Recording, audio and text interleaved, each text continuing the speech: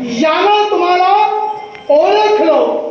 अर्थात ओळखल्याच्या नंतर त्याचं जाणं हस्तिनापुरापर्यंत झालं. आणि त्या हस्तिनापुरात जाऊन त्यानं ही वार्ता ज्यावेळी तुमच्या ज्येष्ठांना कथन केली, त्यावेळी तुमच्या ज्येष्ठांनी पांडवांचा अज्ञातवास परिपूर्ण झाला हा निर्णय दिला. पण तो निर्णय त्या दुर्योधनाला अमान्य झाला. त्याच्या मनाच्या ठिकाणी शंका निर्माण झाली. मग मला सांगा हो, तुमच्या ज्येष्ठाने कोणत्या आधारावर तुमचा अज्ञातवास पूर्ण झाला हे सिद्ध केलं? छान प्रश्न विचार, मुद्द्यावर आला. काय म्हणाला? आम्ही अज्ञातवासात असताना दुर्योधनानं पाहिलं, होय ना? मग महाभारत युद्ध झालं, बरोबर? त्या महाभारत युद्धात ज्येष्ठ कौरवांच्या बाजूने होते भीष्म पितामह, कृपाचार्य, द्रोणाचार्य यांच्या मार्गदर्शनानं केवळ कौरव लढत होते, होय ना?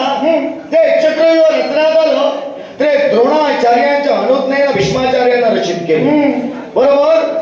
मग असं असताना जे ज्येष्ठ कौरवांना मार्गदर्शक होते त्याच ज्येष्ठांनी कौरवांना कथित केलं की पांडवांचा अज्ञातवास संपलेला आहे.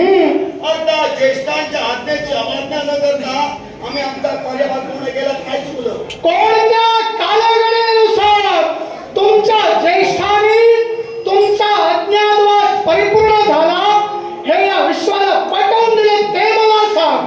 तुमच्या ज्येष्ठांनी सांगितलं, तुमच्या ज्येष्ठांनी त्यांच्या बाबतीत पक्षपात केला नसेल हे कशावरून? पक्षपात? जर का त्यांना पक्षपात करायचा असता कौरवांच्या बाजूला का लढा दिला त्यांनी?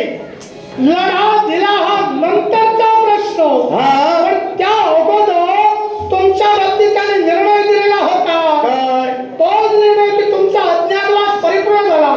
मग कोणत्या निष्कर्षावर त्याने तुमचा अज्ञातवास पूर्ण झाला हे अगोदर मला सिद्ध करून सांग. सिद्ध तुला ज्येष्ठच करू शकतील, कारण काही काही गोष्टी केव्हा बोलाव्या त्याला वेदा आणि मर्यादा आहे.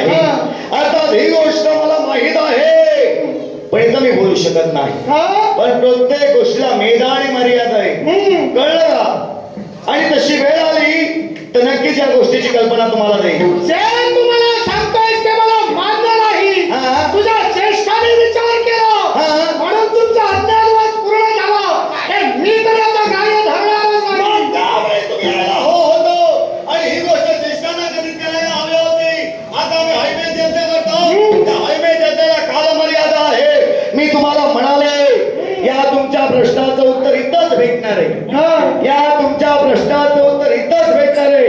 नाही मिळालं तर नामर्दाची अवलाद म्हणून सांगेन. अर्थात अश्व मला हवाय. अश्व तुम्हाला मिळणार नाही, पण जोपर्यंत माझ्या प्रश्नाचं उत्तर मला मिळत नाही तुमचा अश्व तुम्हाला मिळणार नाही. अश्वाचं प्रश्नाचं उत्तर दिल्याशिवाय इथून माघारी जाणार सुद्धा नाही. आणि तू जर त्या प्रश्नाचं उत्तर जर मला देत नशील तर नाही लागलो आपली शस्त्र घेऊन मला तुला प्रतिकार सुद्धा करावा लागेल. तुमचे प्रश्न विचारून झाले म्हणून तयारी केला की का? तुला विचारायचं असते तू विचारू शकत नाही. आता संधी माझी, आता मी प्रश्न विचारणार आहे. आता सुरुवातच करतो. करा सुरुवात. मार्गात कळालं काय कळालंय सांगणार. या विश्वात राजऋषे, देवर्षे, ब्रह्मर्षे, होय ना? तुम्ही म्हणे रुद्र ऋषी. खरं? अगदी खरं. प्रश्न माझा आहे. संभ्रम आहे तुला? संभ्रम नाही, संभ्रम मी दूर करणार. बरोबर. आता संभ्रम कोणता? तुम्ही स्वतःला केवळ रुद्र ऋषी संबोधता आहात ते कशाच्या आधारे?